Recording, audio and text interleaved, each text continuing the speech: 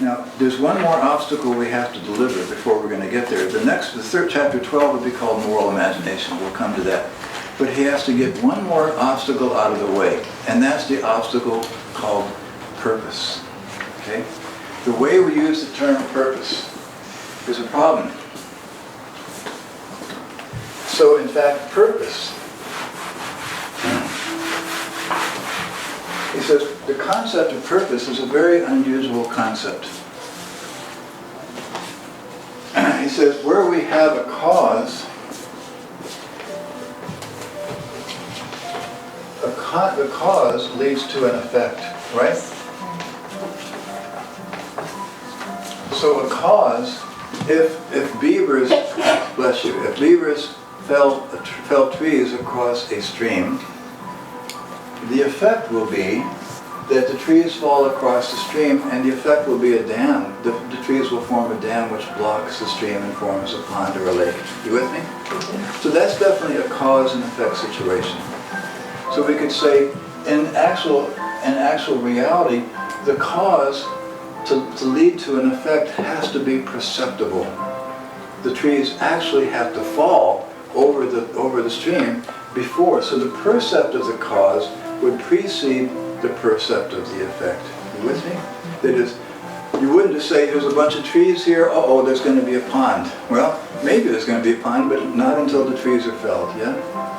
So the percept of the cause has to be a percept, and the effect will then also be a percept. There were a bunch of trees here next to the stream, and obviously you can see the beavers have been by, they felled the trees, now those trees have fallen, they've blocked the stream, and now we've got this pond. What are we going to do with those darn beavers? Yeah. So, but the percept of the cause has to precede the percept of the effect, right? So the cause has to be first, and the effect must follow. You with me? The cause, the percept of the cause precedes the percept of the effect. Now, friends, this is how it works with cause and effect. Now, put purpose into this picture. Where is purpose?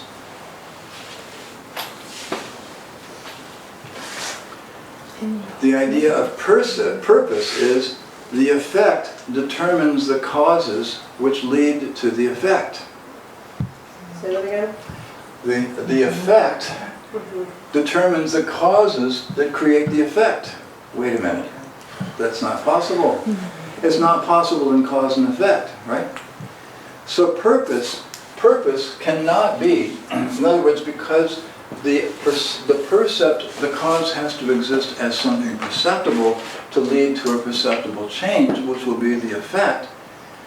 Purpose is the reverse gesture, that is, the effect gives rise to the cause which creates the effect. But how can the effect, which doesn't exist as a percept, how can the pond cause the trees to fall that will create the pond? You see what I'm saying? So the idea of purpose is that the idea of the effect creates the cause. But it's the idea of the effect. It's not the percept of the effect.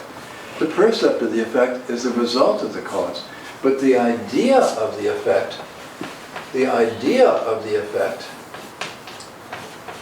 can work back upon the person who is causing the effect and lead to the idea of the cause, and the relationship between the idea of the causing is what we call purpose. So this is what purpose is. Purpose is, you came to Rudolf Steiner College, some of you, because you want to become teachers, Waldorf teachers. Yeah? So you had an idea of yourself, or a picture of yourself standing in front of a group of children, or working with a group of children, or doing something with what you're learning here, yes?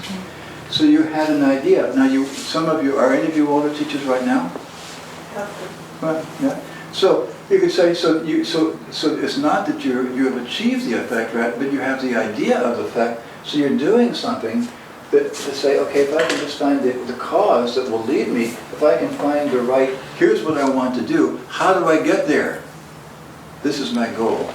My goal is to become a Waldorf teacher, for example. Not the only goal, but one goal. If I want to be a Waldorf teacher, that's what I'm hoping for. That's my goal. Now, how do I get there? Well, I have to go to Rudolf Steiner College and I have to take some Community Learning Center courses at Los Altos. And so if I get the right idea of the cause, then I'll begin to engage into the cause that will actually lead to the effect. Okay? But friends, purpose only exists as an idea.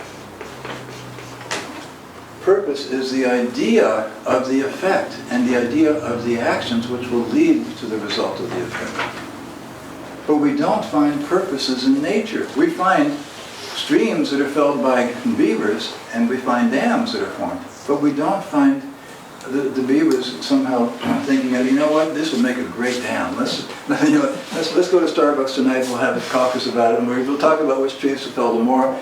In nature, we don't find the idea as purpose guiding. What we find is the wisdom of the creatures wisely knowing already, intuitively, you could say, or instinctively, the beavers know which trees to fell to dam. But we can't say that the beavers had the idea that we're going out, come on guys, we're going to go out and we're going to create a dam. Come on, let's go. Yeah. That's not the way that animals operate. Animals operate out of the wisdom of their being. So purpose does not exist in nature. Nature does not have purpose. Human beings have purpose. So purpose is a human idea. It's a human idea that is related to the goal that I have decided that I want to aim toward. Now, if I take the idea of purpose as being anything other than human, I'm violating the reality that I observe. Nature doesn't have purposes. Now, I had a biologist friend in Seattle go out, and we saw creatures operating in a particular way, and he said, yeah, the purpose of this creature doing that is to do this, and the purpose of this creature doing that is to do this. But he was humanizing, he was anthropomorphizing something that was instinctively inherent in the behavior of the creature. The creature wasn't forming an independent idea of the effect and setting about to make it happen. The idea was living in the creature, and the creature was living the idea as lawful, instinctive. That's what we call instinctive behavior. But only human beings have the capacity to say, you know what, I think I'd like to do that. And although my whole training and upraising was going to, all of a sudden I say, you know what, I don't want to do that. I want to do that. That's purpose. I'm establishing a purpose which I have set a goal toward. What do I need to do to become this? So purpose is a human idea. Now you'll see in the next chapter why he has to be clear about what purpose is. Well, let's go ahead and say it now because we don't have much time left. Now what is, if we think that God has a purpose for me, if God has a plan, just tell me what my purpose is and I will do it. Well, in fact, if God said, okay, I want you to sweep streets the rest of your life. You want me to do what? Are you kidding? You want me to sweep streets? No, I'm not going to. So if God even gave us a purpose, we'd probably react against it anyway because it's inherent in our nature to say, no, what do you mean? I want to do something else. You know what I'm saying? So don't tell me what to do, God. I want to do what I want to do. So, but you can say, so purpose is actually has to be something which we set for ourselves. You see? If God told us what we're supposed to do, we'd probably be miserable, and we would feel unfree in doing it, wouldn't we? We would be balking and unhappy. We'd be carping the whole time. God made me do this. I don't want to clean this. No, that darn God, what's he got? What does he think anyway? So can you imagine? So, friends, God wisely stays out of it. And gives us the possibility through our intuition to say, you know what, my purpose is my own idea. It's not God's purpose, it's a purpose that I choose. I do not enter into life with fixed marching orders. The most liberating words in the book. You do not enter into life with fixed marching orders. God has not said, get down there and be a teacher, No, God will never say that. If there is a God, yeah? I'm not saying that you have to believe that there is a God, but I'm saying we have to say that if we want to be a teacher, it's because we love the idea of becoming a teacher. You see? We feel we want to make it our purpose. We choose it. It's not foisted upon us and then we are unhappy about it. It's something that we love. We set our self-purposes. If somebody else set purposes for us, we would be miserable. Wouldn't we really? If you're honest about it. Don't tell me what to do. I resent that. Yeah. You want me to do what? No. But see, if we choose something ourselves, then we are responsible for doing it, and we do it because we love it. See? So therefore, we have to say that purpose is strictly a human opportunity. Please be clear about that. Next time you say to God, "What do you have in mind for me?" God's going to say, "You know what? I leave it to you. It's up to you. Intuit.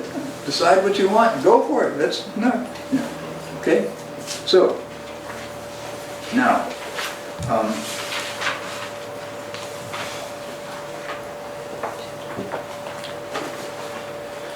over on page 178, just to finish that up.